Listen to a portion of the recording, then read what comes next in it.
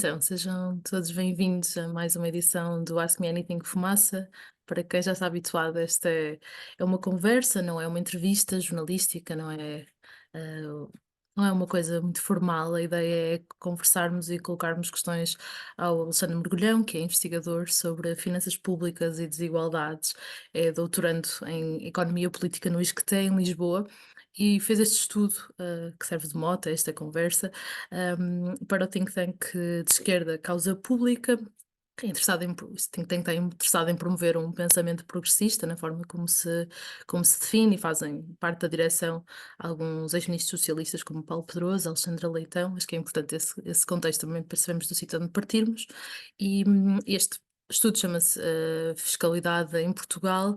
Então a ideia é termos aqui uma conversa sobre fiscalidade, Estado Social, impostos. Estamos mesmo nas vésperas das eleições.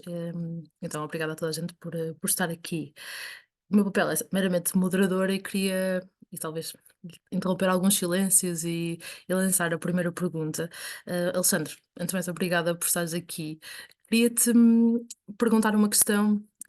Neste estudo há um esforço bastante grande, principalmente na parte inicial, em desfazer alguns mitos sobre impostos em Portugal, e queria começar queria te pedir para explicares a questão da carga fiscal. É uma frase que afirmas de forma clara e categórica: a carga fiscal em Portugal é e sempre foi inferior à média da União Europeia e da zona euro. Na divulgação desta conversa, como eu imagino que tenha surgido contigo várias vezes, é uma frase que faz saltar várias pessoas. Se pudesses explicar, em que é que ela se baseia, também as questões que são colocadas quando falas sobre isto. Era isso. Sim. Obrigada. Antes de mais, muito obrigado pelo convite, é um prazer estar aqui. Sim, é um pouco surpreendente haver tanta confusão a respeito de um facto que é simples e irrefutável. É simplesmente um facto que a carga fiscal em Portugal não é alta. Nós conseguimos dizer que um indicador é alto ou baixo quando fazemos comparações, não é? Aqui fazemos comparações entre outros países.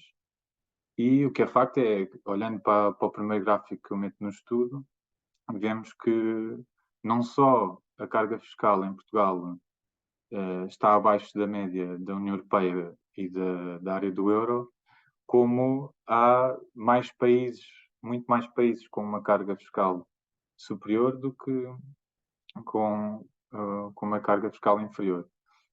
Uh, e para além disso, em termos de evolução ao longo do tempo, também vemos que quando comparamos com 2012, isto é só porque é para ser 10 anos antes dos últimos dados que temos, daqueles que tinham uma carga fiscal abaixo de Portugal, que era das mais baixas, só dois é que baixaram.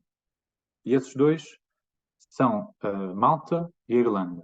Portanto, dois países com uma estratégia muito agressiva de competitividade fiscal. E baseiam grande parte do dito modelo de desenvolvimento nessa componente. Enquanto que a vasta maioria de países aumentou a carga fiscal. 19 entre os 27 Estados-membros aumentaram a carga fiscal, tal como em Portugal. A questão é que nós tendemos só a olhar para o indicador que o INE publica, não é? E todos os anos vai subindo, e ficamos nessa notícia pronto, esquecemos até deste facto básico que é, ok, ela não é alta quando comparamos com outros países. Portanto, tinha que começar por aí, né, para ser a questão mais simples de todas. Uhum. É que para quem não é de todo desta área, quando falamos em carga fiscal, falamos do quê exatamente? A carga fiscal é por definição, a soma de a receita com impostos mais eh, a receita com contribuições para a segurança social. E depois pegamos nisto, que é um valor em euros, e dividimos pelo PIB, que é para ter em conta a dimensão do país. Portanto, a carga fiscal é só um rácio, expresso em percentagem do PIB, não é? Que soma, no fundo, toda a receita de impostos com as contribuições efetivas para a segurança social. E a abrir a quem quiser fazer perguntas, tomem a dianteira se ninguém tiver para falar e liguem o microfone e façam à vontade, ou se quiserem podem pôr a mãozinha no ar e, e seguir. Esta conversa é para vocês.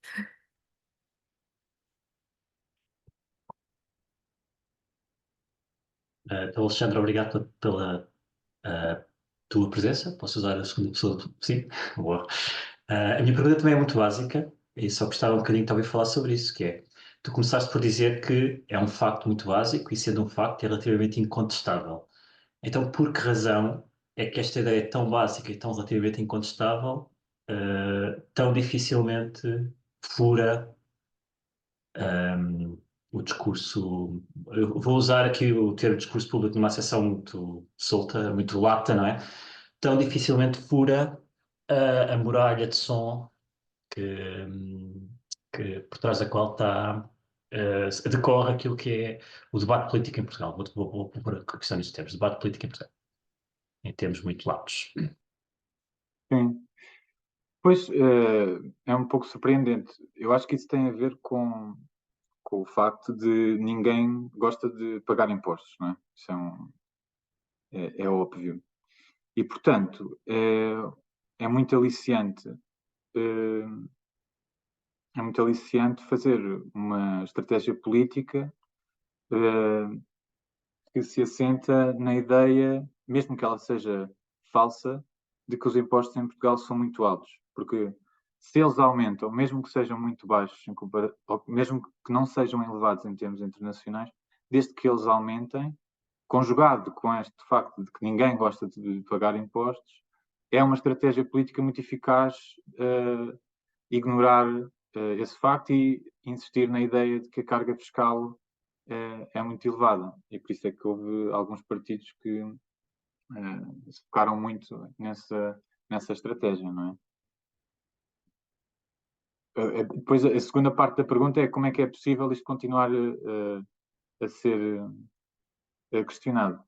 Sim, o Ricardo há bocado estava a dizer que teve pena do estudo não ter sido mais falado, pensou na campanha. Eu não estava nada à espera que isso viesse a acontecer. Aliás, até fiquei algo surpreendido com a exposição do estudo, mas creio que teve, digamos, um mérito que foi, eu pelo menos não vi na campanha, e em particular nos debates, ninguém a afirmar isso, ninguém a repetir a ideia falsa de que a carga fiscal é elevada. E isso só por si já acho que nota alguma evolução. Depois, continua a haver partidos como, por exemplo, a Iniciativa Liberal, que quando perceberam que isto passou a ser um facto conhecido, não é? Tentam argumentar através, com argumentos mais metodológicos. Então, a carga fiscal já não é o indicador que se deve usar, agora vamos usar aqui outro indicador que é o esforço fiscal, porque esse já é acima da média. E pronto, é isso. Ou seja, claramente denota que querem, querem explorar essa estratégia política O que é o e, portanto, forço continuam. fiscal? É assim, o esforço fiscal pode querer dizer muitas coisas, mas quando vamos ver o artigo, os artigos que o definem, eles começa com um indicador que é o índice de Frank, que depois foi ligeiramente alterado pelo índice de Bird. Isto são ideias que surgiram nos anos 50 e 60,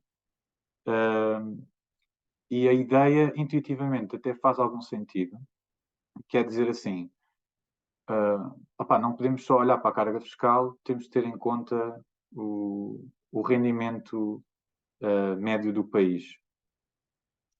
E então, o que se faz, o esforço fiscal é a carga fiscal, que eu expliquei há pouco, sobre normalmente o PIB per capita, portanto, o PIB médio. O problema é que, como a Susana Peralta explicou, inclusive no Twitter, isto é um rácio de rácios, não é? E se rearranjarmos os rácios, aquilo dá uma coisa muito esquisita, que é, em cima, receita fiscal vezes a população, a dividir pelo PIB ao quadrado. E isto não, quer dizer, não faz qualquer sentido, não é? É uma coisa que não tem qualquer significado, não tem substância nenhuma, não é? A carga fiscal, tal como qualquer indicador, tem as suas limitações, mas ainda assim é um indicador bastante objetivo. Eu simpatizo mais com contra-argumentos de ok, vamos fazer carga fiscal, mas em vez de usarmos o PIB, usamos um indicador que reflita melhor aquilo que é realmente a base tributária e, portanto, em vez de ser o PIB, é o rendimento nacional bruto. Mas não é isso que eles fazem, não é? Eles vão buscar um indicador que não me lembro de os ter ouvido falar, não é? Agora que toda a gente sabe que a carga fiscal não é alta em Portugal, temos que ir buscar aqui outro.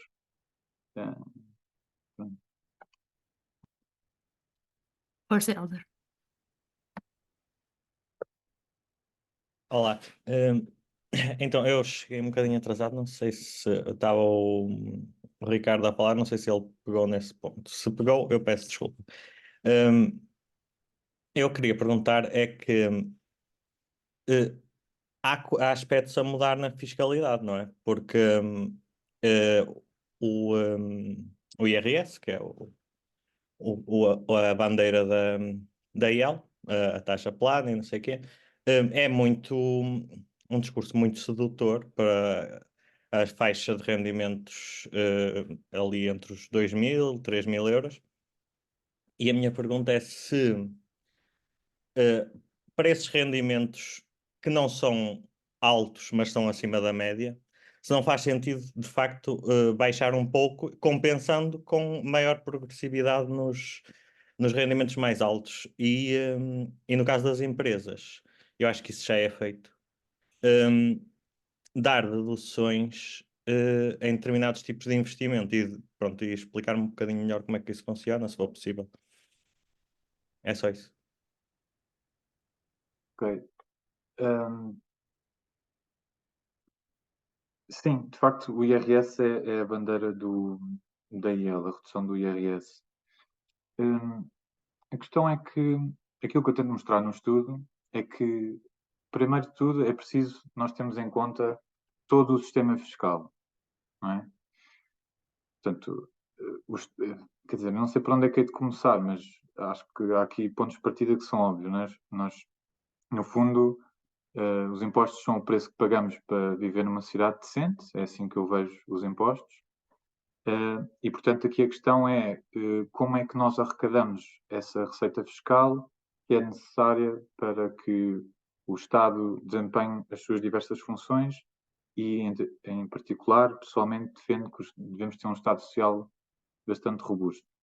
Então, a questão é como é que nós vamos distribuir aqui este esforço fiscal, num sentido amplo? Como é que nós vamos distribuir aqui esta necessidade de financiamento?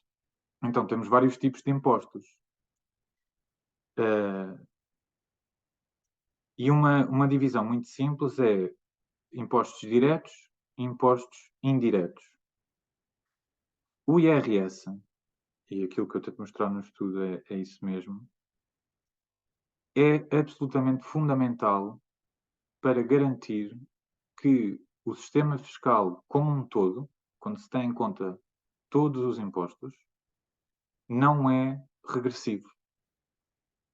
Isto porque, na maior parte dos países, uma grande fatia da receita de impostos vem de impostos indiretos, e em Portugal isso é particularmente acentuado. Portugal é extremamente dependente de impostos indiretos, é cerca de 43% da receita, quando na média da União Europeia é à volta de 33%, 34%. E esses impostos dos quais nós dependemos muito são regressivos, como explicava no início o Ricardo. Porque, imaginando agora que só haveria uma taxa de IVA, na verdade há três, mas imaginando que só há uma. Como há um imposto sobre o consumo, ele vai resultar em taxas efetivas superiores para quem tem rendimentos inferiores. Pela simples razão de que, entre os mais pobres, a percentagem do rendimento que é consumida é muito superior. Muitas vezes a totalidade do rendimento é consumido. Enquanto que, à medida que temos cada vez mais rendimento, essa percentagem que vai para o consumo é menor. Então, o que isto quer dizer é que, mesmo que com uma única taxa de IVA, o IVA é um imposto regressivo. Ok? E isto é assim para todos os impostos, excepto aqueles que olham diretamente para o rendimento que a pessoa tem ou que a empresa tem. E esses são os impostos diretos, entre os quais o principal é o IRS. Porquê é que eu estou a dizer este enquadramento todo? É porque, apesar de ser fácil toda a gente concordar com uma redução do IRS, é fundamental que nós tenhamos sempre presente que sem o IRS progressivo, o sistema fiscal como um todo passa a ser regressivo. Ou seja, quem tem menos rendimento paga uma taxa efetiva, tendo em conta todos os impostos, maior do que as outras pessoas. E isto penso que é uma coisa que ninguém deseja, não é? Depois, pelo que eu percebi, outra parte da tua pergunta era, no fundo, se eu não concordava que basicamente a classe média alta paga demasiado IRS. Não sei se era isso que estavas... É? Sim. É assim, na verdade, o IRS, eu não sei bem por onde é que tem de começar, mas vamos lá ver. Então, respondendo à pergunta, é não. Daquilo que eu consigo ver nos dados que comparam diversos países, a resposta é a classe média portuguesa não paga comparativamente mais do que as outras. E, por exemplo, o estudo recente que o Banco de Portugal fez mostra exatamente isso, até com outros dados diferentes dos que eu usei neste estudo da causa pública. Eles basicamente mostram que, portanto, comparam Portugal com a média da área do euro e veem qual é que é a taxa efetiva de IRS, taxa que realmente se paga, depois de todas as deduções e benefícios, para níveis diferentes ao longo da distribuição. Ou seja, eles veem, tipo, ok, no salário médio, 2,5 vezes o salário médio, e comparam sempre Portugal ou a área do euro. E a conclusão é muito simples. É que Portugal, o IRS só é, a taxa efetiva de IRS só é superior em Portugal entre os 20% mais ricos. Ou seja, no salário médio, a taxa efetiva de IRS em Portugal é inferior do que na área do euro e é inferior sempre até chegarmos a um valor que é 2,5 vezes o salário médio. Ok? E, portanto, podemos dizer, é verdade que os portugueses de classe alta ou de classe média alta, porventura, têm uma taxa efetiva superior, mas para todo o resto, para a classe média, para a classe baixa, paga uma taxa bastante inferior. E isto é porque o que caracteriza o nosso IRS é uma elevadíssima progressividade.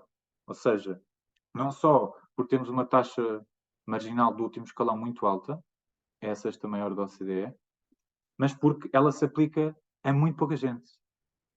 Só aos muito, muito ricos. E, ao mesmo tempo, na parte de baixo da distribuição, as taxas são muito baixas. Nós temos um mínimo de existência, não é? Só a partir de um certo valor é que realmente se paga IRS. E as taxas dos primeiros escalões são comparativamente inferiores. E é isso que explica o facto de, na realidade, o IRS em Portugal não é alto, só é quando olhamos para os 20% do topo, portanto, classe média alta ou classe alta. Não sei se respondi a todas as perguntas, não me lembro da outra, Helder, desculpa. Era só a do IRC. Mas sim, a minha dúvida principal era essa: se era uma taxa justa para as classes média e média alta. Por acaso eu tinha a ideia errada, que a classe média pagava uma taxa efetiva superior aos 20% mais ricos. Mas era isso. Sim, só acrescentar aqui uma coisa que é, há muitas confusões no IRS, e uma delas que eu gostava que ficasse esclarecida mesmo é, há uma diferença enorme entre a taxa marginal, aquela que está no escalão, e a taxa que efetivamente se paga. Porque o IRS tem uma fórmula de cálculo e nós temos, desde logo, várias deduções à coleta, não é? Que, no fundo, são descontos ao montante de IRS que nós vamos pagar. E, para além disso, o IRS funciona em escadinha, de forma escalonada, né? O que isso faz é com que eu, mesmo que estivesse sei lá, no quinto escalão, imagino, já agora não me lembro, mas imaginando que, aliás, eu tenho isso no estudo, basta ver aqui na tabela. Por exemplo, entre os 5% mais ricos, todos eles pagaram pelo menos uma taxa marginal de 45%. Ok? Mas a taxa efetiva para esses 5% mais ricos não foi 45%, foi 27%. E isto é para dizer o quê? A classe média, que está abaixo disto, não é? Está abaixo dos 5% mais ricos, lembra-se do escalão, da taxa do escalão, da taxa marginal, mas depois nunca repara na taxa que efetivamente pagou, que agora aparece lá no final da demonstração do IRS. E é isso, muitas vezes têm os 30% na cabeça e depois esquecem-se de ver que pagaram 12% ou assim. A taxa média efetiva entre todos os portugueses é só de 13%. 13%. Eu peço desculpa ao Ricardo por estar a interromper outra vez, que ele tem a mão levantada. Mas, por exemplo, eu estou-me a lembrar que normalmente as classes mais ricas têm rendimentos prediais e de capital e que têm a taxa liberatória de 28%. Uhum. Isso também não é lá muito justo. Sim, isso é, na verdade, talvez um dos principais focos do estudo. Não foi isso que foi destacado na comunicação social, mas foi o foco que eu pretendi dar, não é? Portanto, tenho uma secção sobre as opções pelo não englobamento, onde eu tento explicar. Isto é um tema muito pouco sexy, muito difícil de comunicar. Só a palavra opções pelo não a frase opções pelo não englobamento é horrível. Mas tentando explicar, então, isto basicamente quer dizer que há dois sistemas de IRS. Há um IRS que toda a gente conhece, e que é aquele que é discutido, que é aquele que tem escalões e é progressivo, não é? Normalmente as propostas que, quando se chega a discutir o IRS, são sempre neste IRS conhecido. E depois há um regime à parte, um sistema de IRS completamente à parte dos escalões, que tem este nome, que é o regime do não englobamento, onde, para os rendimentos que não são do trabalho ou pensões, e portanto estamos a falar de rendimentos de capital no sentido lato, ou concretamente de mais-valias, de juros, de rendas, de dividendos, todos estes rendimentos, a pessoa tem a opção de englobar nos escalões e no IRS progressivo ou não englobar. E não englobando é como tu estavas a dizer, Helder. É uma taxa tipicamente de 28%. Depois, só para complicar, aquilo depois tem como se fosse duas categorias dentro desse regime à parte, que depois dá nomes diferentes. Um é taxas liberatórias, que no fundo são rendimentos de capitais, isto é, dividendos em particular. mas também juros, não só juros de dívida, como juros de depósitos. E depois o outro é taxas especiais ou taxas autónomas, que são para os outros rendimentos todos que eu disse. Portanto, está aqui incluído mais-valias e rendas. Sim, estavas a dizer, isso não é muito justo. Sim, é um bocado isso que eu tento pôr em evidência no estudo. Procuro usar todos os dados que temos ao dispor para mostrar o quão injusto isso é, não é? E pronto, acho que há uma grande falta de discussão sobre este tema. Acho que é preciso conseguir arranjar formas de o comunicar de forma a que toda a gente participe nesta discussão, porque a realidade é essa. A realidade é, há um IRS que toda a gente conhece, mas que no fundo só se aplica a salários e pensões. Tanto é que a própria AT, nos seus dados oficiais, mostra que 95% do rendimento que está lá naquelas estatísticas, e portanto do IRS englobado, 95% desse rendimento todo em Portugal é salários ou pensões. Quando nós sabemos que os rendimentos de capital, todos aqueles que eu disse, não são só 5% do rendimento nacional, não é? São cerca de 30 e pouco, pelo menos. E isto é porque há esse regime à parte que nós nem sequer temos grande informação. Isso tem havido alguns desenvolvimentos que eu descrevo no estudo, mas em particular aqueles que são tributados pela taxa liberatória, e portanto, lá está, os dividendos e os juros, nós não sabemos absolutamente nada, não há informação pública nenhuma a respeito desses rendimentos. E isto é muito preocupante, na minha opinião, porque, como sabemos, as pessoas que estão entre os mais ricos em todos os países ocidentais, pelo menos, tendem a ser os maiores acionistas das maiores empresas, não é? E o seu rendimento é quase exclusivamente dividendos. E isso quer dizer que nós, mesmo com estes dados da AT, estes microdados por pessoa, não conseguimos ter uma estimativa realista da desigualdade que efetivamente existe em Portugal. Não conseguimos saber isso. É muito frustrante. Quer dizer, é possível sabermos, e felizmente houve progressos. Agora a AT e o INE fizeram um protocolo e já começam a disponibilizar alguns dados, mas estes aos quais me referia ainda não disponibilizam.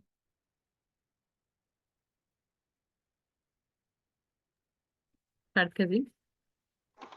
Sim.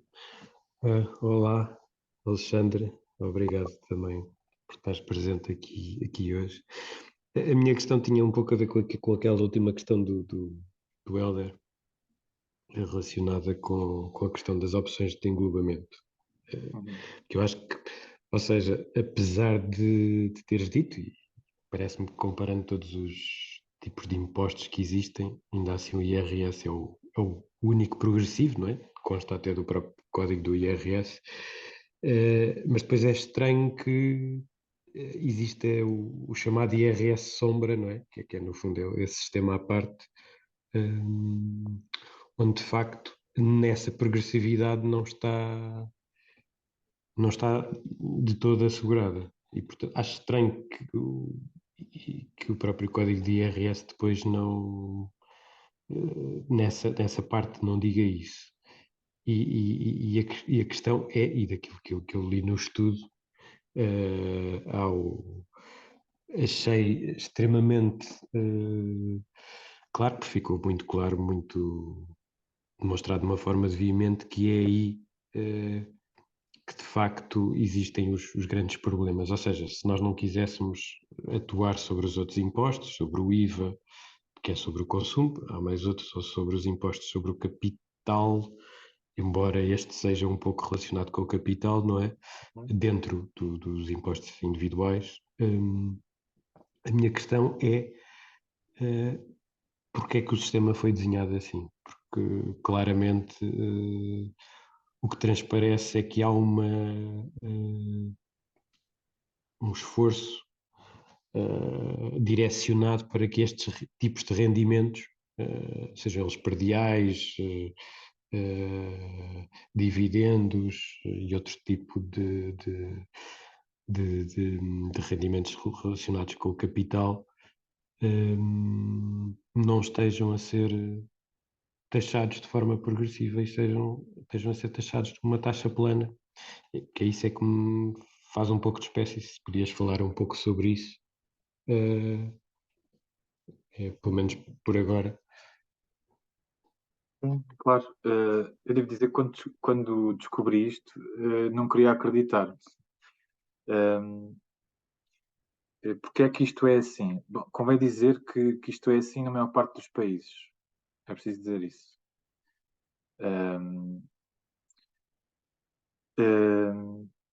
Há várias explicações para isto ser assim. Acho que uma que é incontestável é o facto de pouca gente saber que existe este regime à parte. Ou seja, não há grande discussão e, portanto, as decisões acabam por ser tomadas sem grande conhecimento do público. E as pessoas que têm conhecimento de causa muitas vezes não são as que têm propriamente interesse em que haja progressividade nesse tipo de rendimentos. Esta é a minha impressão. O que se sabe é que quando foi criado o IRS, a ideia era precisamente corrigir este problema que existia na tributação anterior, antes de designar IRS. A ideia do IRS era que era fazer cumprir a Constituição, que diz que ele deve ser um imposto progressivo e único, e portanto a ideia era, a partir de agora, nós vamos só falar de um imposto, antes havia vários que dependiam da profissão da pessoa, etc. Agora é o mesmo para toda a gente e vamos ter em conta todo o rendimento, todo o tipo de rendimento que cada pessoa tem.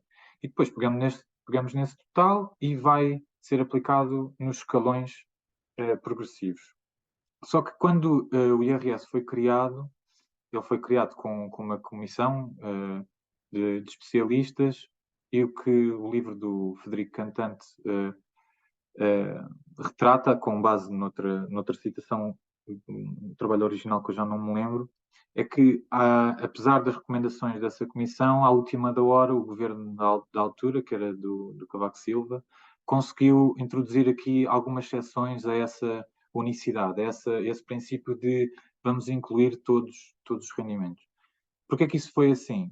Desde logo, há aqui uma posição ideológica, que é legítima, de, por exemplo, vamos supor, um dos argumentos há de ser que certamente que temos que incentivar o investimento e, portanto, não podemos penalizar os rendimentos de capital, porque quando o investidor investe dinheiro está a assumir um risco e, portanto, temos que baixar esse risco, baixando o nível de tributação. Não sei, estou aqui a tentar pôr-me na posição de quem possa defender isso. Atualmente, o principal argumento diria que será todos os países fazem isso, se não fizermos, estamos em desvantagem. Estamos, no fundo, a dormir um bocado para a competitividade. Outro muito frequente é, mas se o fizermos, vamos ter ainda menos rendimentos de capital e já temos poucos rendimentos de capital. Portanto, é a melhor resposta que eu tenho para porque é que isto é assim. É um conjunto destas coisas todas que eu disse. Mas esse englobamento não atinge só a questão do capital. Por exemplo, um dos englobamentos, e se calhar um dos principais, tem a ver com o património, não é? E isso não era possível em termos físicos, não é? Quer dizer, nós não podemos transportar a casa para outro país ainda.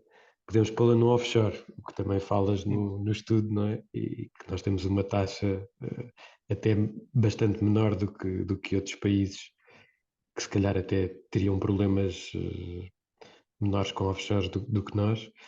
Mas, ou seja, se não o fizéssemos no capital, uma questão porque aí faz a ligação com as empresas e, portanto, com o investimento, podíamos fazê-lo no património, neste caso no património, e tu falas não só no estudo da questão do englobamento ligado ao património, mas também na questão dos impostos sobre o património, em que são, proporcionalmente, comparando com outros países europeus, e não só, ou da OCDE, muito inferiores.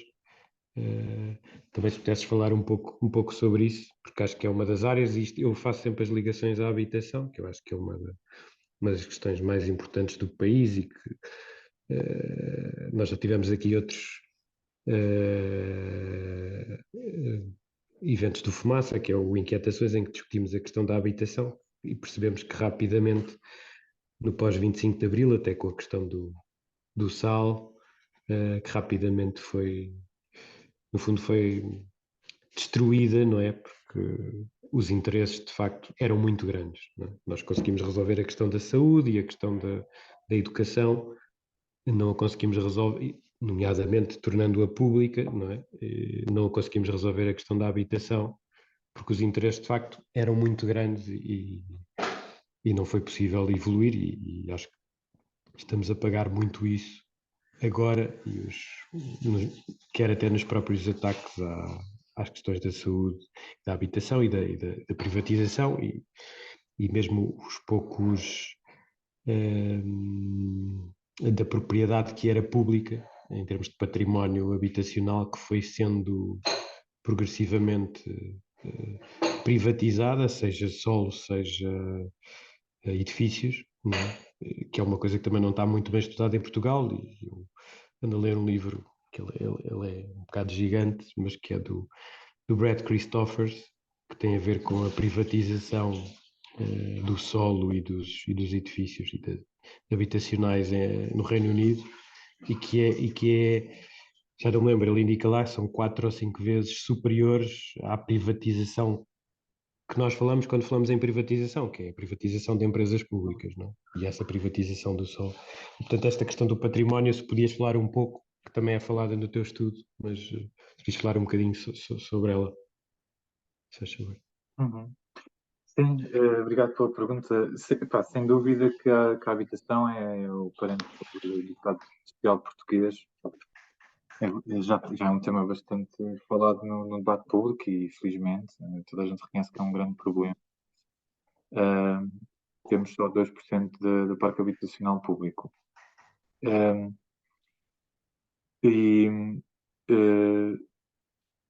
Eu, ao início, achava que estavas a falar da possibilidade de fugir dentro das opções de não englobamento. E, de facto, também é muito difícil fugir a isso. E, na verdade, as rendas só passaram a ter essa opção de não serem englobadas muito recentemente, em 2013. Antigamente era obrigatório englobar nos escalões. Depois, passando para outro assunto da tributação do património, também é um parente pobre, neste caso do sistema fiscal português. Nós temos tributação sobre a propriedade imobiliária, mas depois não temos praticamente nenhum imposto sobre outros tipos de riqueza. E uma das razões é essa que tu disseste, que é muito difícil fugir, exportar, não é, o edifício. É mais fácil contrariar a evasão fiscal a esse respeito. E por isso, o único imposto sobre a riqueza que nós temos é o chamado adicional ao IMI, em que tenta introduzir alguma progressividade, criando, no fundo, escalões a partir de, acho que agora é casas a partir de 600.000 euros nas finanças, que é sempre muito, muito menos do que o valor de mercado do imóvel. Mas sim, de facto, é uma falha, na minha opinião, nós só termos esse imposto sobre a riqueza. Em Espanha, por exemplo, neste momento tem 4, sendo que pelo menos um deles é temporário, que é um imposto sobre as grandes fortunas, porque eles já estruturalmente, acho que já foi há alguns anos que instauraram um imposto sobre a riqueza mesmo. Que é uma lógica diferente, não é? Que é aqui uma lógica diferente, que é, em vez de nós estarmos a tributar o rendimento que é feito todos os anos, o que nós fazemos é, todos os anos também, mas tributamos sobre o stock de riqueza. Essa riqueza pode ser património imobiliário, mas também pode ser ativos financeiros, ou outros tipos de ativos reais, como joias, quadros, se bem que aí nos quadros então é bem difícil fazer essa avaliação.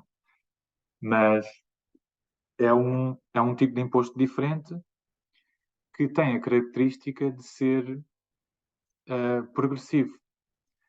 Porque, como eu estava a explicar há pouco com o IVA, nós com a mesma taxa podemos ter um imposto que é regressivo ou progressivo. O caso do IVA, como eu expliquei há bocado, ele é regressivo. Mas se a base de incidência não for o consumo, mas for uma coisa que está mais concentrada no topo da distribuição, mesmo só com uma taxa, nós temos um imposto progressivo. E esse é um dos argumentos que a própria OCDE aponta para que Portugal tenha mais impostos sobre a propriedade. É porque eles são progressivos, não é? E dão aqui uma ajuda, no fundo, ao IRS, que, como eu expliquei, é absolutamente fundamental para que o sistema total de impostos não seja regressivo. E depois tem outra vantagem que é, segundo a OCDE, este tipo de impostos são menos distorsivos. O que isto quer dizer é, no fundo, tem menos impacto no crescimento económico, porque há menos interferência em incentivos de, por exemplo, produção salarial ou de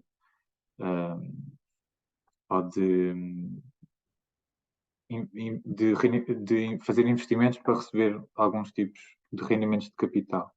É diferente, não é? Nós temos a posse, a propriedade de uma série de ativos e que é algo que de facto falta em Portugal, na minha opinião.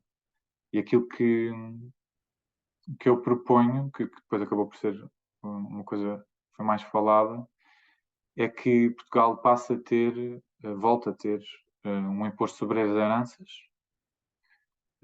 que é uma das fontes de riqueza, não é? Mas pronto, depois podia desenvolver um bocado mais esse tópico. Queria só certificar-me se consegui responder mais ou menos à tua pergunta, Ricardo.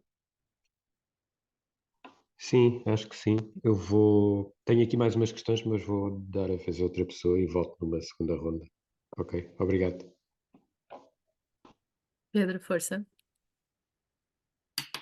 Antes de mais, boa noite e obrigado por esta iniciativa, que acho que é fantástico. Temos a oportunidade para estarmos a discutir esta questão com alguém realmente informado. E, portanto, voltando aqui um bocadinho atrás para a questão dos impostos indiretos e para o IVA, pronto, Alexandre, quando estavas a explicar um bocado esta questão, eu lembrei-me de uma coisa, assim, do nada. Eu não sei se isto já está a ser aplicado, se é possível sequer, mas gostava de saber um pouco a tua opinião, que é, o que é que achas da hipótese de um IVA progressivo, com uma escala progressiva? Isto é extremamente utópico, já foi pensado, há alguma ideia sobre isto? Era um bocado por aqui. Obrigado. Obrigado. Nunca tinha pensado nisso, mas repara, Pedro, como é sobre o consumo, o que tu estás a ver é o consumo que cada pessoa faz. E sim, em princípio há uma relação bastante direta e proporcional entre o rendimento e o consumo, não é? Em princípio, quem tem mais rendimento vai consumir mais em termos absolutos. Mas o problema é que a progressividade ou regressividade, ela é aferida em termos proporcionais, não é? E tu só consegues ter a garantia que o imposto é progressivo de certeza absoluta quando ele é com base, quando ele tem uma relação. Como é que eu ia te explicar isto? No fundo era baseado em valores, ou seja, em vez de serem estáticos, eram variáveis. Ou melhor, o contrário, né? Ou seja, o nosso salário é um valor fixo, né? Nós sabemos que aquilo, se tudo correr bem, cai sempre ao final do mês, não é? Enquanto que aquilo que consumimos ou não pode variar e nós se calhar até podíamos tomar a decisão de consumir menos exatamente por causa desse IVA. Era isso que estavas a dizer? Sim, imagina, na verdade, pensando bem, até é possível, porque se tu souberes quais é que são os bens que são tendencialmente mais consumidos por quem tem mais rendimento e aqueles que são tendencialmente mais consumidos por quem tem menos, e fizeres uma taxa diferente, progressiva de IVA aqui, sim, consegues introduzir progressividade no IVA. E por acaso é uma ideia interessante. Eu acho que é possível fazer isso, por exemplo, se tu tens uma taxa de IVA superior a 23, que é o máximo que há agora, Certo. sei lá, de 30% ou mais para bens de luxo. Exato. Sim, Se tu sim. quiseres isso e baixares para bens essenciais, de primeira necessidade, sei lá, alimentação, vários tipos de alimentos, de energia, consegues introduzir progressividade no IVA, sim. Ok, obrigado. Eu se calhar ia retomar a questão que falaste do imposto sobre heranças e doações. No estudo defendes o imposto sobre heranças e doações milionárias, né? Acima dos 1 milhão de euros líquidos. Ahm, Perguntar com que objetivos, ou seja, para que é que isso seria feito, quer eles sejam objetivos fiscais ou não fiscais, né? Extra-fiscais, e como é que imaginas funcionar um imposto desses? E depois outra questão que também já aludiste um bocadinho, que é, já houve um imposto sobre heranças em Portugal, podes contar um bocadinho essa história? Sim, é isso. Já houve um imposto sobre heranças e doações em Portugal. Ele foi abolido em 2003, no governo do Durão Barroso. Portanto, na altura, a Ministra das Finanças era a doutora Manuela Ferreira Leite. E pronto, era um imposto sobre heranças típico como há na Europa, que tinha vários escalões. Era um bocado, as tabelas faziam um bocado lembrar as tabelas de retenção na fonte do IRS. Aquilo dependia do tipo de relação de parentesco, mas era sempre progressivo com várias taxas. Esse imposto foi abolido, porque basicamente foi substituído por um imposto de selo que, na realidade, isenta todos os ascendentes, descendentes e cônjuges. E, portanto, na prática, não há imposto sobre heranças, porque só irmãos e sobrinhos é que pagam sobre esse imposto de selo sobre aquilo que podem herdar desses familiares, e seria uma taxa de 10%, não seria uma taxa progressiva, nem 10%. E é isso que temos desde 2004, pelo menos. Pronto, e aquilo que eu tento defender no estudo é que isto, na minha opinião, é um erro, e até me surpreende que não haja mais pessoas a defender um imposto sobre as heranças, inclusive pessoas muito liberais, porque, quer dizer, uma das características pelo menos do liberalismo clássico é que o mercado é o melhor, mas para tudo, mas temos que garantir que há uma igualdade de oportunidades, não é? Há um ponto de partida minimamente equilibrado. E o imposto sobre as heranças é fundamental para que isso seja possível. Não é?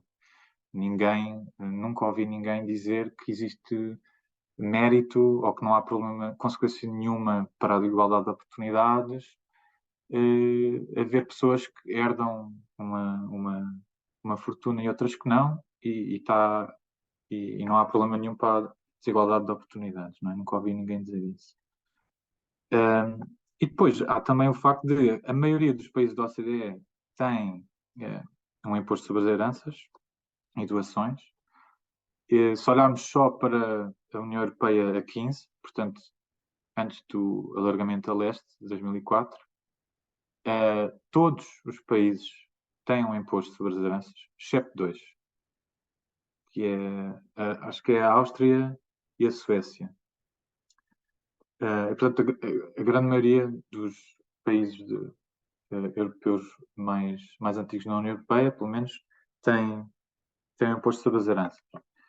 E quando vemos países que são os bastiões do liberalismo moderno, normalmente fala-se do Reino Unido ou da Irlanda, são países que têm uma taxa bastante elevada. E aquilo que eu proponho, não sou o primeiro a propor isso, de longe, mas é que nós façamos o mesmo, que em vez de ser com vários escalões, é um sistema que no fundo só tem uma taxa, que se aplica a partir de um certo valor. Okay? Nesses países, eu sei que no Reino Unido é 40%, na Irlanda eu penso que anda perto, 30 e muitos, acho eu. E portanto no Reino Unido é a partir de 300 mil e pouco, penso que é menos de 350 mil libras, e na Irlanda é um valor semelhante. Então, um valor relativamente baixo, em particular nesses países. E a partir desse valor, aplica-se uma taxa marginal sobre toda a herança de 40%. Aquilo que eu estou a propor é uma coisa, na realidade, bastante conservadora. Eu diria bastante consensual, que é uma questão da mais elementar justiça. O que eu estou a propor é um sistema semelhante em termos de forma, mas depois o limiar é muito superior, é só para heranças a partir de 1 milhão de euros e não surgir uma taxa. Eu acho que essa taxa deve ser debatida, mas pessoalmente acho que não deve ser inferior a 28%, que é a taxa liberatória, o valor da taxa liberatória. E pronto, no fundo é isso. Acho que é da mais elementar justiça haver pelo menos este imposto básico sobre as grandes fortunas. Que isto arrecada receita fiscal, portanto, desde logo pode permitir algum alívio noutro tipo de impostos. É um imposto que não existe, não é? E temos esta realidade que eu posso ter a sorte de nascer numa família onde eu herdo 3 milhões de euros de estoque de riqueza. E no dia em que herdo essa riqueza, posso vendê-la, não é? E não pago absolutamente imposto nenhum. Isto para mim não me cabe na cabeça. Foi daquelas coisas quando descobriste ficaste chocado. Sim, também é outra, sim. Pedro, queres ir tu? Eu já tinha a mão no ar há imenso tempo e eu deixei.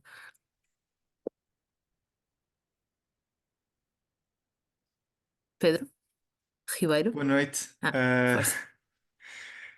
É um prazer. Eu tinha duas dúvidas. A primeira é abordada no documento, que é relativamente à taxação da riqueza também.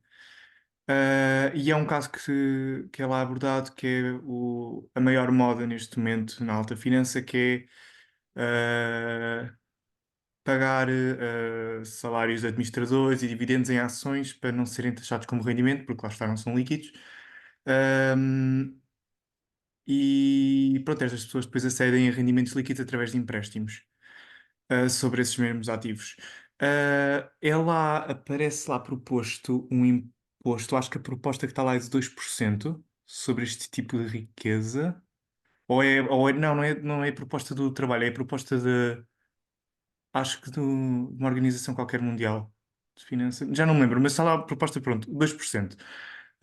Não interessa muita porcentagem. Nós sabemos que estas pessoas conseguem aceder a liquidez através de empréstimos. Como é que a alta finança reagiria a um imposto destes? Como é que haveria produtos próprios para dar liquidez a estas pessoas para pagarem esse tipo de imposto? A alta finança voltaria a preferir rendimentos líquidos? Como é que seria esta reação? É porque e aqui estamos a falar numa escala muito grande, multibilionários que têm muito pouco dinheiro em seu nome, têm milhares de milhões, tudo em ações, recebem dividendos, salários, tudo em ações. Isso funciona numa marca economia, mas eles obviamente precisam de liquidez e fazem esses tais empréstimos para obter liquidez. Mas como é que funcionaria a cobrança desse imposto? Uhum. Sim. Uh, o que tu estás a perguntar, Pedro, é uma preocupação muito legítima que se coloca em todo o tipo de imposto sobre a riqueza.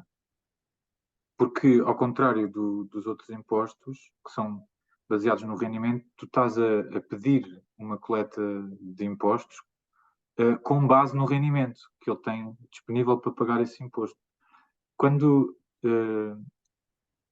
tens um imposto sobre o estoque de riqueza, não tens a garantia que essa pessoa tenha a liquidez de rendimento para pagar esse imposto, não é? E isso é uma razão para que eu defenda que o limiar do imposto das heranças não seja muito baixo.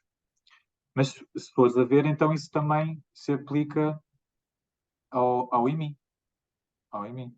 Ou seja, atualmente é possível, por exemplo, herdar uma casa. Imagina que eu não tinha trabalho, nunca tinha trabalhado, mas herdei uma casa, um palacete. Vai ter um IVA bastante alto. É possível que eu não tenha rendimentos para pagar esse IMI. E, portanto, isto é um exemplo no outro extremo daquilo que tu estavas a falar. Tu estavas a falar desta situação entre aqueles que são os mais ricos e eu estou-te a falar de uma situação entre aqueles que são os mais pobres, que ainda é mais difícil, não é? Porque, no caso que tu estás a dizer, eu duvido que eles não tenham rendimento para pagar o imposto que é devido. Ok? Eu não estou tanto a falar da capacidade deles. Eles, obviamente, têm capacidade de pagá-los, conseguem aceder a liquidez através dos meios deles, certo. não é? Eles Uhum. têm despesas, eles têm as despesas deles. Exato. Portanto, mais como é que vai-se reagir, caso seja um projeto deste seja implementado, Sim. como é que, por exemplo, os bancos que financiam este tipo de empréstimos sobre ações para estas pessoas poderem aceder poderem ter acesso a liquidez sem ter de passar pelas autoridades tributárias, como é que vai haver, como é que vai-se reagir? Porque eles já acedem, eles já têm de certa forma rendimentos assim aldrabados, mas têm. Como é que estas instituições como é que vai haver esta reação? Eu acho que a resposta é simples, não vão gostar disso, não é? A partir do momento em que estamos a olhar para o total de riqueza que toda a gente tem e aplicamos um imposto de 2% todos os anos, desde que não estejam a cometer nenhuma ilegalidade, eles vão ser tributados, não é? E vão ter que pagar esse montante todos os anos.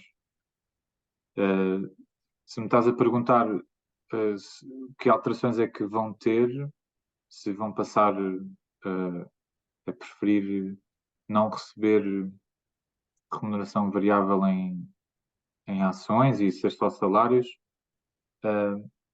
não sei, porque ainda assim diria que eu diria que com esses montantes de salários em Portugal o IRS felizmente é tão progressivo que se calhar continuaria a render não optar por receber em salários, não é?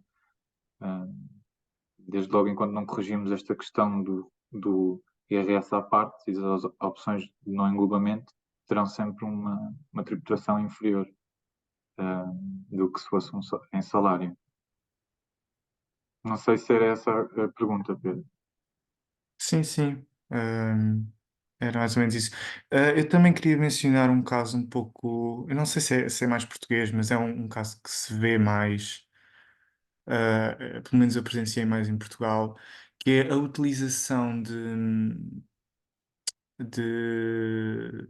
certa forma, de dependentes, normalmente menores, como estratégia fiscal no que toca à colocação de propriedade e rendimentos, de forma a que os supostos responsáveis dos agregados tenham.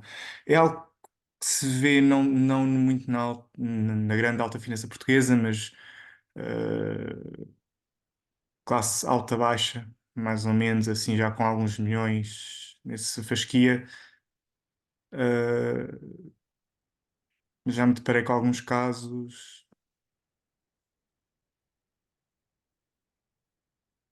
É basicamente, eu não sei como é que isto funciona e eu queria perceber mais ou menos como é que efetivamente deslocando dentro do mesmo agregado rendimentos e ativos, estas pessoas conseguem pagar menos impostos. Sim. Opa, eu acho que estás a imaginar um imposto sobre a riqueza. Um imposto sobre a riqueza tucur, daqueles que... Não, não estou, pronto, não é mesmo sobre, quer dizer, se calhar no que toca a possíveis cobranças de IMI, mas não é sobre a riqueza, é mesmo impostos de rendimento. Rendimentos de Apenas, capital, mas rendimentos. Tipo rendas, esse tipo de...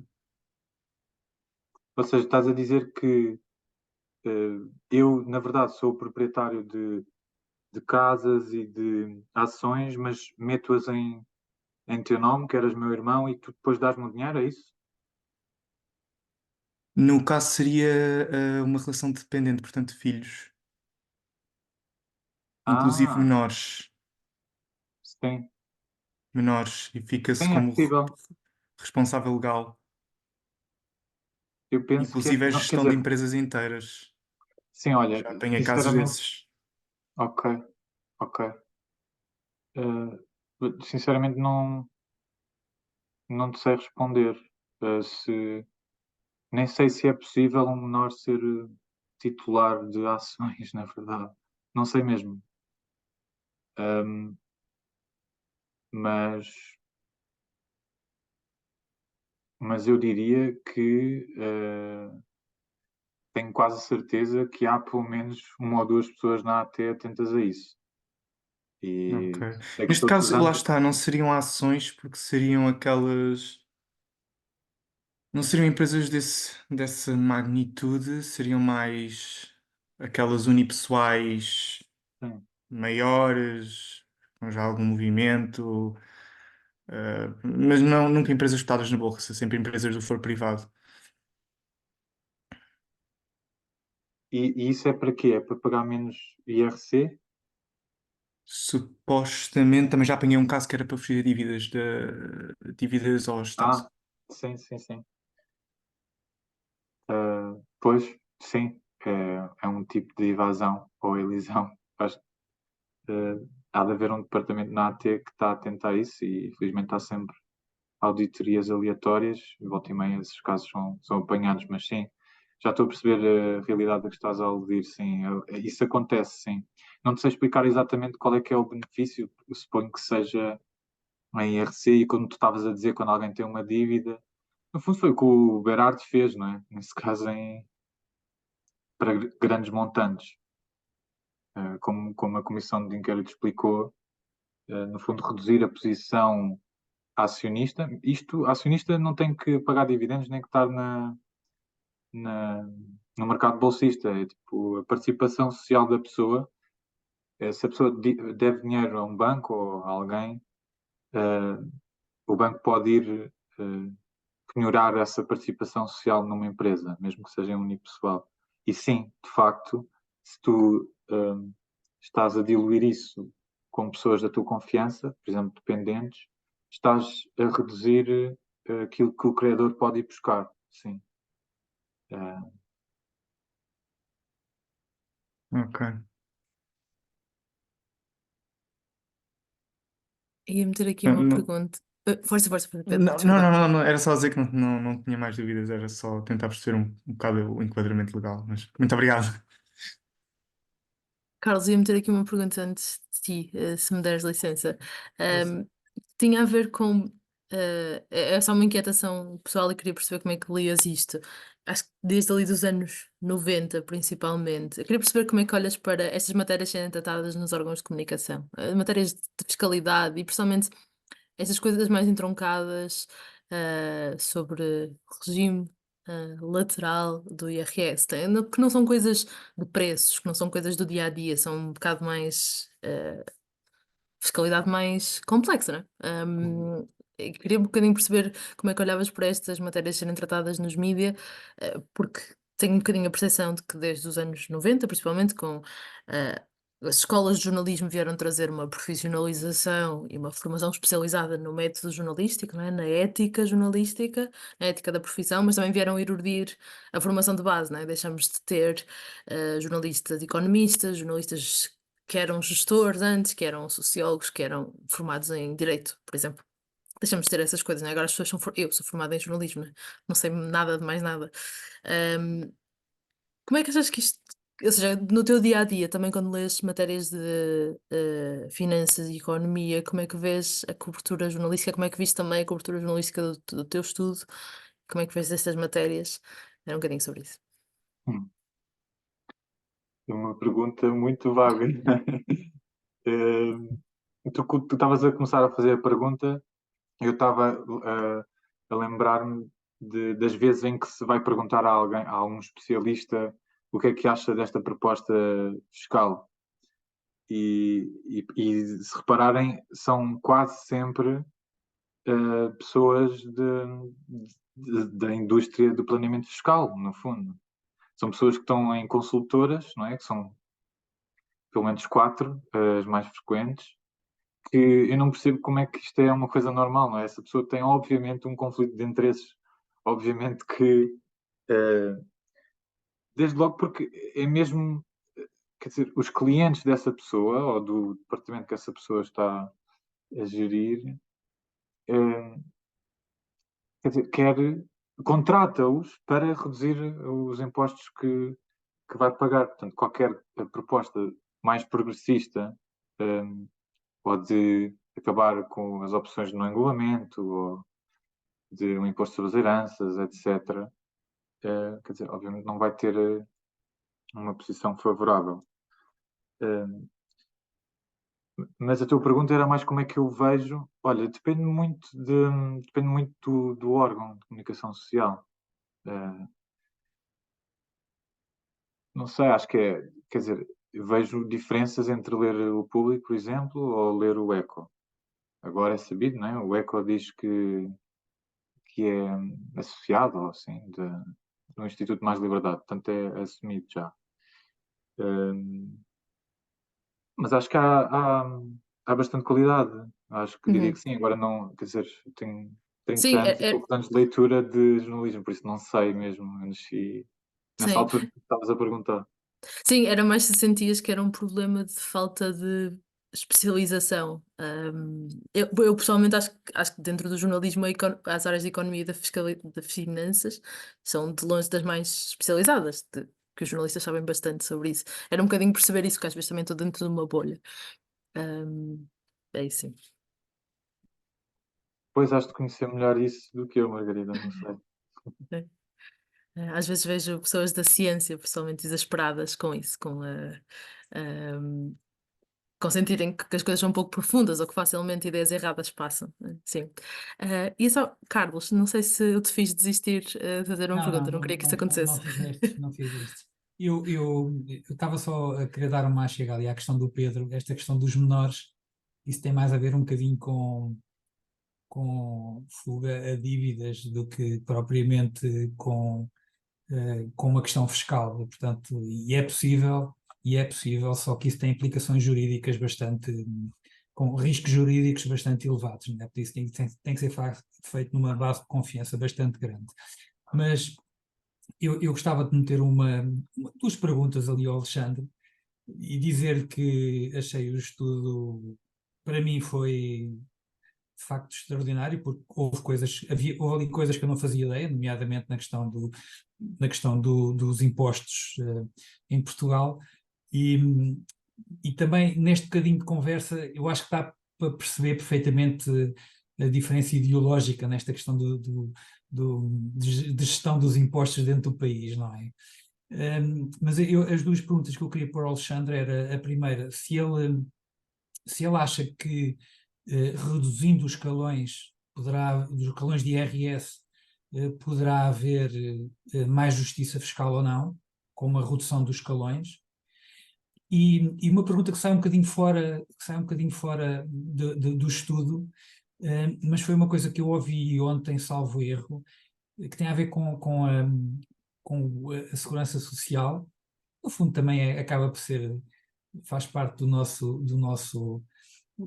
esquema fiscal, mas se a segurança social, se esta questão que se fala agora de uma taxa a aplicar para a segurança social, se isto faz sentido ou não. Não sei se as minhas perguntas são... Se for só essa segunda, qual é que é essa taxa? Não, eu ouvi ontem, não sei dizer quem é que disse isto, mas porque há sempre esta polémica se a segurança social é sustentável ou se não é sustentável, e ouvi alguém defender que a sustentabilidade da segurança social devia passar por uma taxa a ser aplicada, especificamente para a segurança social. Também não te sei dizer, porque a segurança social já tem, não é? As entidades patronais descontam e os próprios trabalhadores também, mas não sei se ouviste alguma coisa sobre isto ou não, mas se isto faz sentido. Mas a minha questão principal era a questão de se diminuir os escalões de IRS, se isso poderá dar ou não mais justiça fiscal. Uhum. Poderá trazer, não é? Diz? Poderá dar mais justiça, poderá trazer mais justiça fiscal. Sim. Sabes que eu acho que há uma grande confusão. Alexandre, desculpa lá, porque se eu estou bem recordado, as soluções que tu ofereces ou que tu adiantas não falam muito sobre o IRS, para não, esta coisa dos escalões, para não. Ou eu posso dar as soluções no final, não é? Aham. Sim, de facto, eu não falo sobre o número de escalões. E agora tentar explicar porquê. É porque eu acho que essa questão é uma não questão. O número de escalões quer dizer pouco, eu acho. Tipicamente, quando há um aumento do número de escalões, tende a haver maior progressividade. Mas isso não tem que ser necessariamente assim. Isso não é obrigatório. Uma situação ridícula, hipotética. Imagina que eu sei que em Portugal ninguém tem mais do que 1 milhão de euros de rendimento anual. Eu até posso ter 100 escalões, mas se forem a partir desse valor, há zero progressividade. Ou seja, há uma tendência para haver mais progressividade com mais escalões, mas isso não é garantido. Então, respondendo à tua pergunta, apesar de ser um facto Portugal ter muitos escalões, quando se compara com outros países, eu não vejo isso com maus olhos.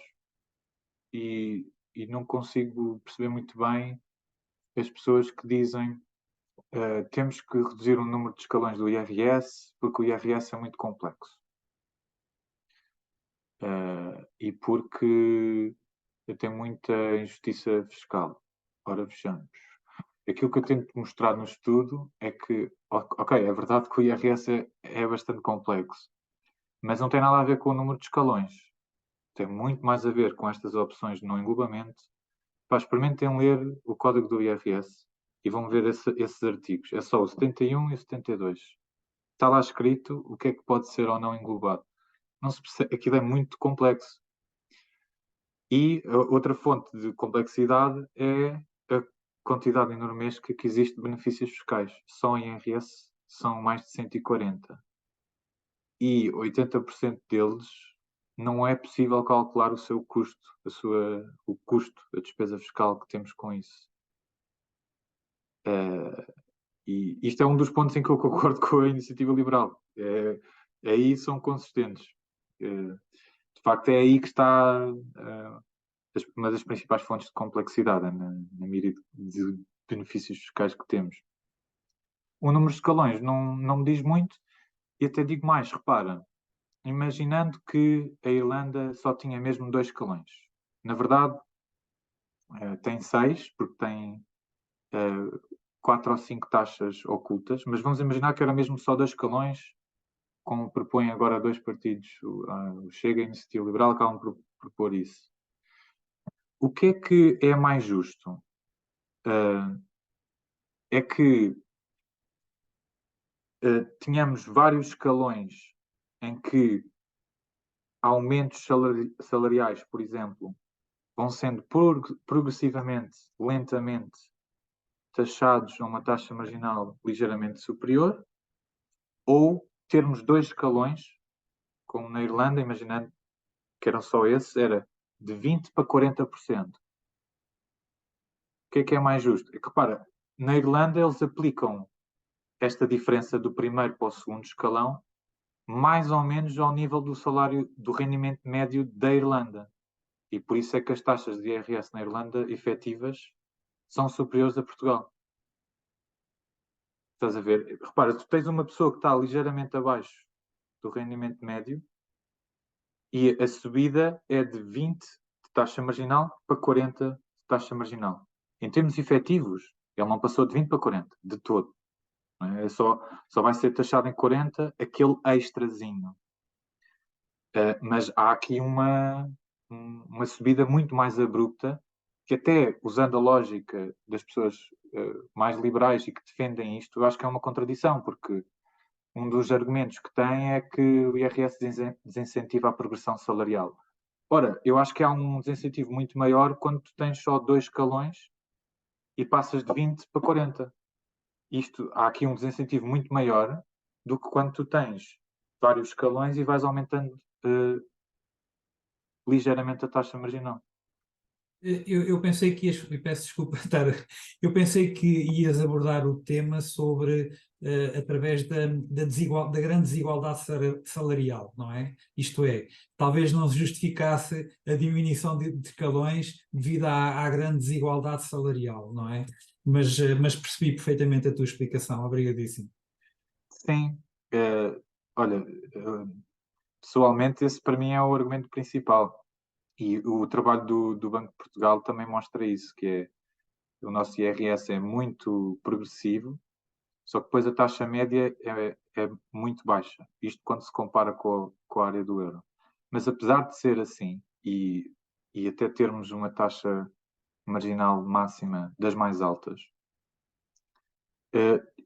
este IRS muito progressivo e muito redistributivo que temos em Portugal, e mesmo assim não chega para compensar o ponto de partida, que é a desigualdade de rendimentos de mercado e pensões, é muito elevada em Portugal mesmo.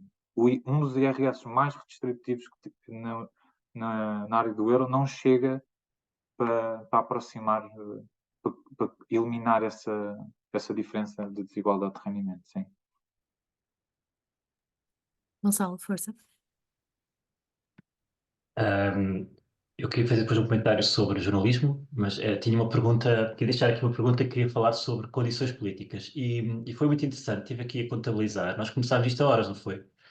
Às 9, não foi? São 22 e 24 e é a primeira vez que a palavra redistributiva aparece aqui na conversa. E porque é que então vou tentar formular a minha pergunta. A minha pergunta é sobre condições políticas. Eu, desde mais, tenho de prefaciar esta intervenção dizendo que eu estou bastante pessimista e cada vez mais pessimista com as condições políticas para, pelo menos, no mínimo dos mínimos, preservarmos a progressividade que já temos no nosso sistema, no mínimo isto, não é? E condições políticas para ir mais além, não é? Então, qual é a minha questão?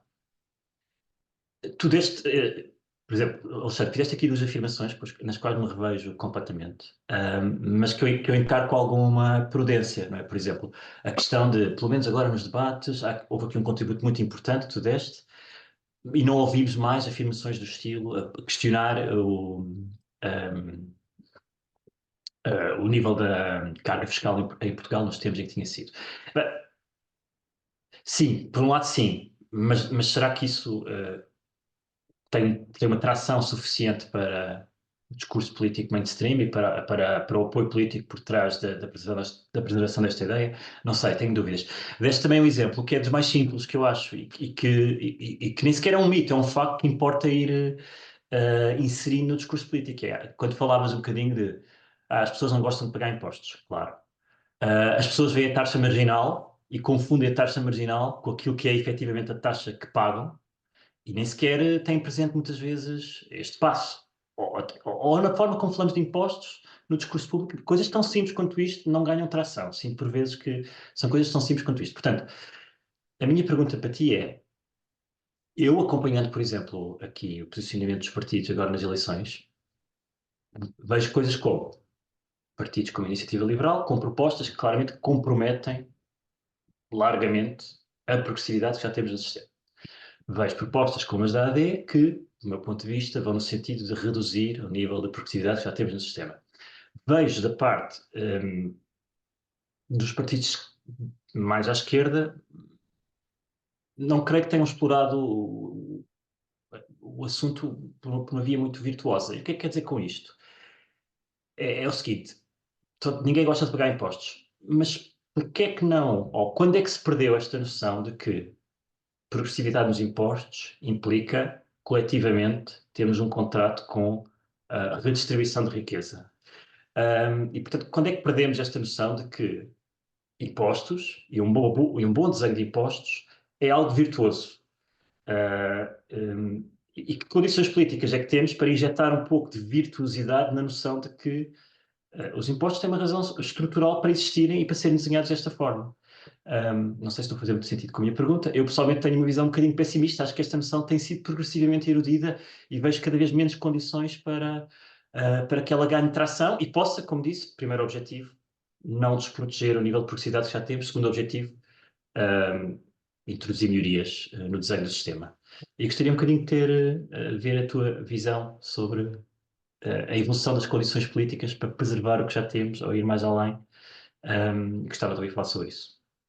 Pronto. Sobre jornalismo, Margarida, é apenas uma visão, uma opinião, portanto não é muito consolidada. Eu sou leitor do Público mais ou menos desde o início e por motivos profissionais, por um lado acompanhei um bocadinho o jornalismo de acompanhamento de temas mais científicos e também temas mais económicos e ligados às finanças. Acho que da parte económica e financeira há muita qualidade e o nível de qualidade de especialização tem subido muitíssimo nos últimos 15, 20 anos. Eu acho que pelo menos é a sensação com que tenho. É completamente incomparável com o que tínhamos no início dos anos 90, para melhor. Já, por exemplo, no que diz respeito ao acompanhamento de temas como ciência, acho que fizemos o percurso completamente inverso. E eu tenho muitas saudades do início do Público, em que havia jornalistas especializados em acompanhar temas científicos e para quem os acompanhava faziam um trabalho com bastante qualidade, eu acho, pelo menos. Acho que a única área de especialização assim que está ainda pujante, acho eu, é mesmo a economia e as finanças. Mas é uma opinião. Obrigado. Espero não ter sido demasiado confuso.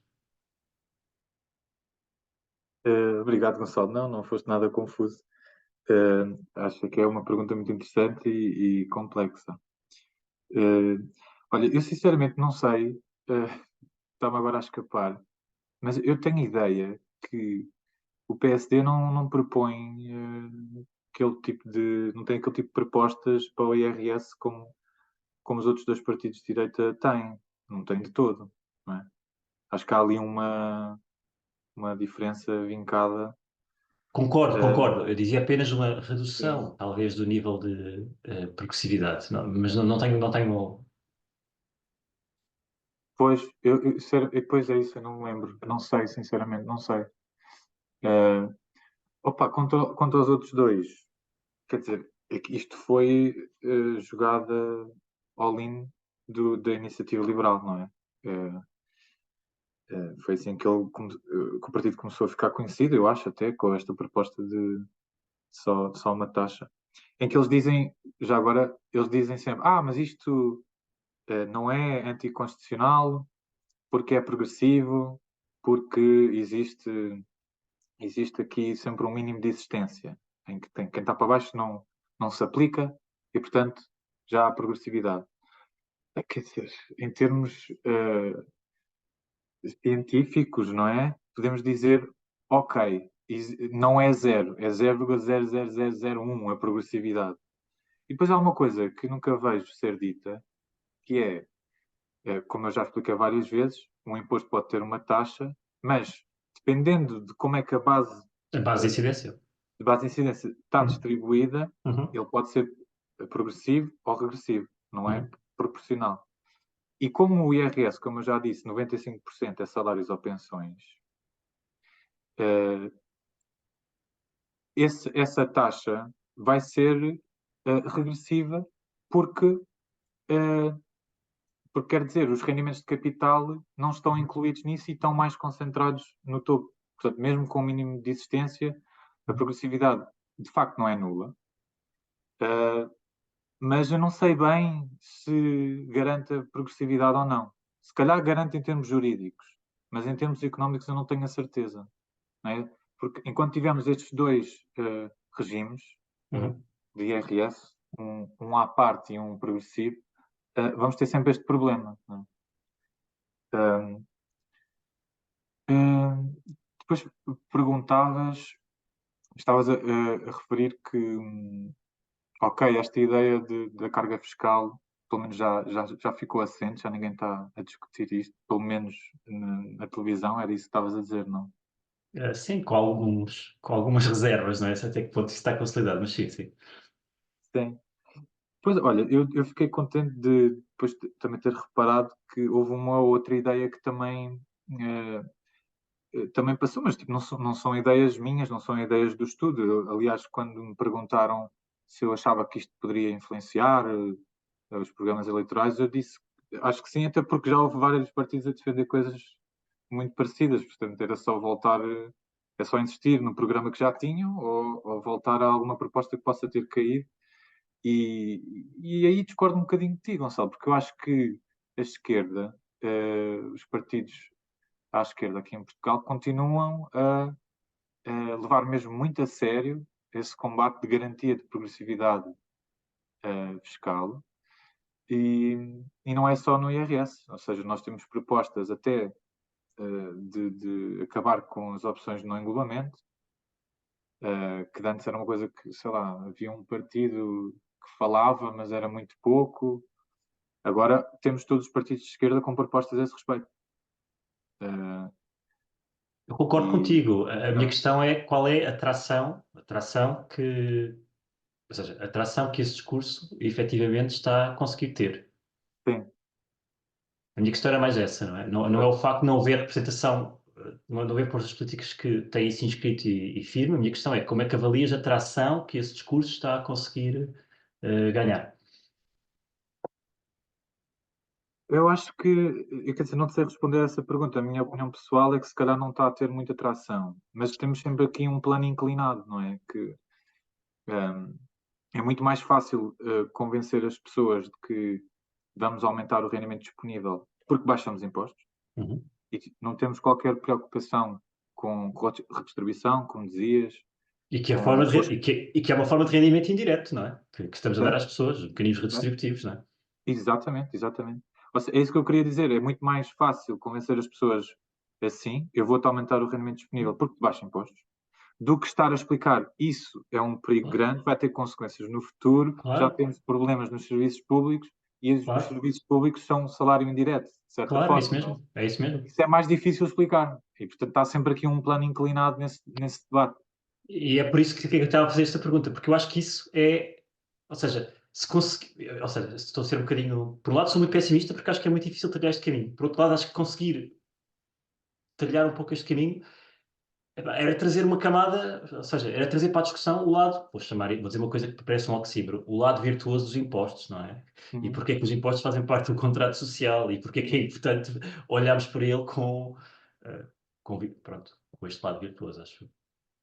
E acho que cada vez há menos condições políticas ou mais dificuldade em trilhar este caminho na intervenção política. E não estou com isto a dizer que este caminho, por exemplo, não esteja bem firmado e bem consistentemente em partidos mais à esquerda, não é? Sim, eu quero acreditar que estamos a falar de uma percentagem, apesar de tudo, minoritária, relativamente reduzida. Essa das pessoas que não têm, não têm preocupação, não dão valor nenhum à progressividade no sistema fiscal, por exemplo, ou à qualidade dos serviços públicos. Eu acho que a grande maioria das pessoas em Portugal dá muito valor a essas coisas. Depois, aqui a questão fica um pouco mais complexa, porque temos aqui várias predisposições ideológicas e é diferente uma pessoa estar a propor a melhoria dos serviços públicos e a explicar, ok, mas precisamos de mais dinheiro para fazer isto e, portanto, vai haver a consignação deste imposto para este serviço público, do que, porque quando propomos só aumento de impostos, há de haver pessoas que vão pensar, lá está, mais um, para que é que isto serve? Desperdício, e não fazem a ligação. Tal como não fazem a ligação quando festejamos a redução da dívida pública e no mesmo minuto ou no minuto a seguir estamos a gritar pela situação na saúde. Precisamente. É não fazer essa ligação.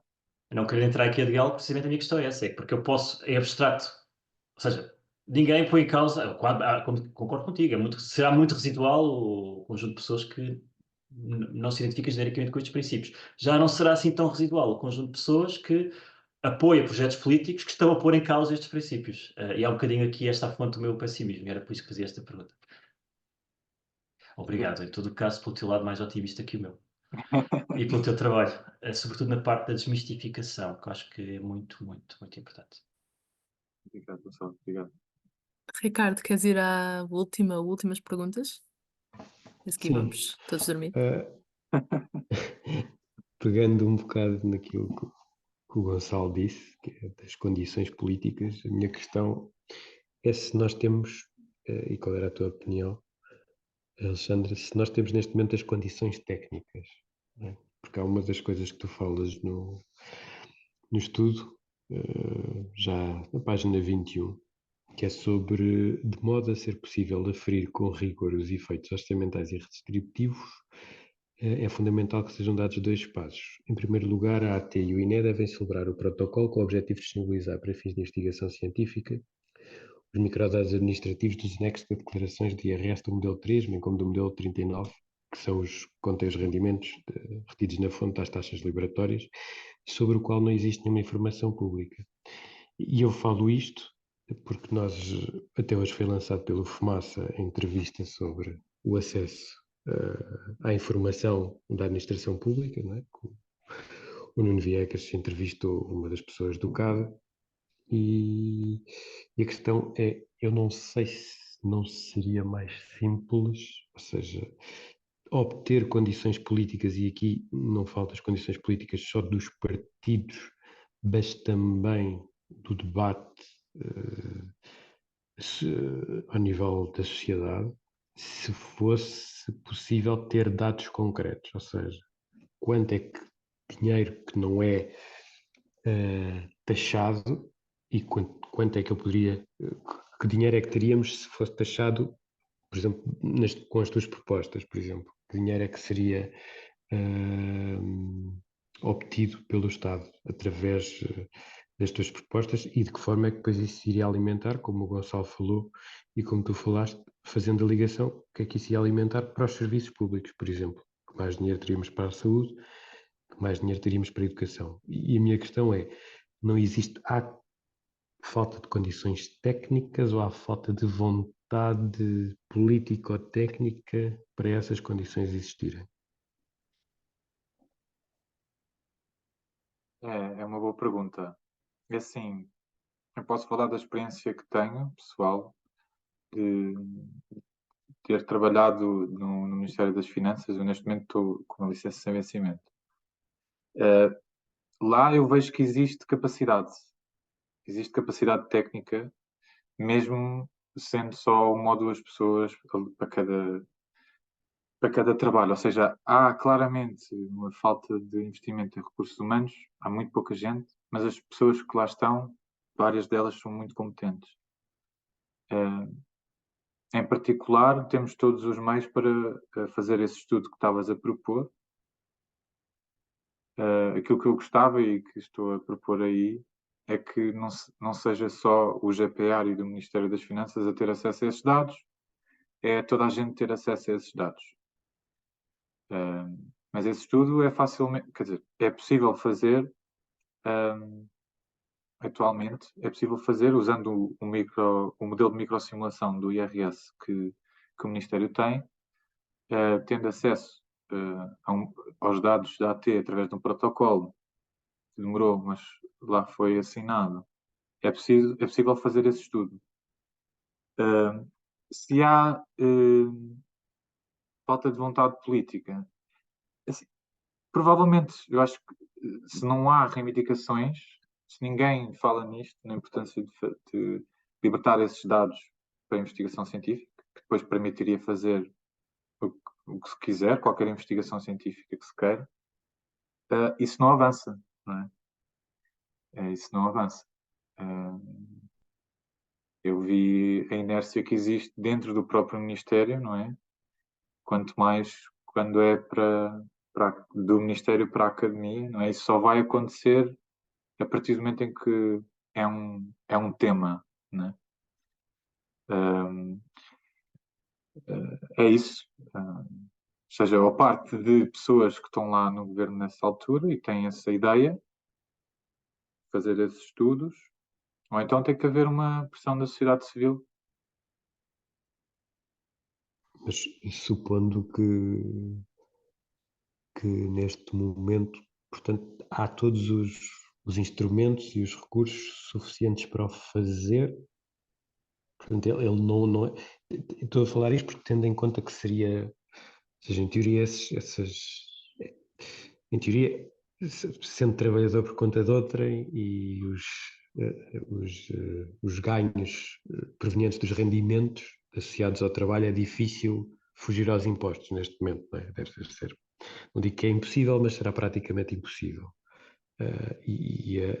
Tendencialmente a fuga aos impostos aconteceria mais nesses rendimentos que até já são alvo de benefícios fiscais, não é? Como é que é feita a minha questão é porque é que a afetação de recursos devia ser nas situações em que provavelmente existe mais hipóteses de fuga e não tanto naquelas em que a hipótese de fuga é menor, até porque existem mecanismos mais ou menos automáticos para controlar essa fuga. E a minha questão tinha a ver com isso, não é? Há uma área que é um pouco também tinha a ver com isso, que é um pouco nebulosa e de facto daquilo que eu li que tu escreveste é que me parece que seria mais fácil, afetando os recursos, tentar perceber mesmo até os impactos a nível das taxas, mais altas, menos altas, passar a ser tributado, para não ser tributado. Como é que isso... Ok, Ricardo, desculpa, eu percebi mal a pergunta. Eu pensava que tu estavas a falar das opções de não englobamento. E isso era o que eu estava a responder. Ou seja, isso é mais que possível fazer. Esses dados existem. Também era sobre isso. Ok, está bem. Outra questão muito diferente é a evasão fiscal. E depois é diferente se estamos a falar de empresas ou de pessoas. Aí não tenho muito conhecimento de causa. Sei que já houve um grupo de trabalho na AT, só porque, através do YouTube, não é mesmo, qualquer pessoa pode pesquisar. O antigo diretor geral da AT, penso que era diretor-geral da AT, fala na SIC Notícias sobre isso. Era um grupo de trabalho que acompanhava os high net worth individuals, ou seja, pessoas individuais que tinham muito património, e era um grupo de trabalho especializado para identificar quantos é que existem em Portugal e pronto, onde é que está a sua propriedade e até que ponto é que estão a pagar os impostos que são devidos. Pronto, não tenho mais nada a dizer, senão recomendo que vejam esse vídeo e não sei mais sobre isso, ou seja, não sei sequer se esse grupo voltou a existir, sei que ele deixou de existir. Imagino que haja pessoas na AT a trabalhar nisso. Não sei se existe este grupo, que acho que até era interdisciplinar e assim. Isso não sei. Mas é um trabalho diferente. Isso aí é um trabalho diferente e é um trabalho da AT. Ok. Acho que podemos terminar por aqui com toda a gente a ir pesquisar o mesmo vídeo ao YouTube. Obrigada, Alexandre, por estas quase 2 horas do teu dia e obrigada a toda a gente por ter estado aqui. Achei que isto era particularmente importante e esclarecedor a tão poucos dias das eleições. Obrigada por terem estado aqui e queria desejar-vos a todos um bom descanso e vemos no próximo Ask Me Anything, inquietações, visita à redação, seja o que for. Obrigada, Alexandre. E Muito obrigada a toda obrigado, a gente. obrigado a todos Boa mesmo. noite. Obrigado. Obrigado. Tchau. Obrigado. Bom descanso. Boa noite, muito obrigado.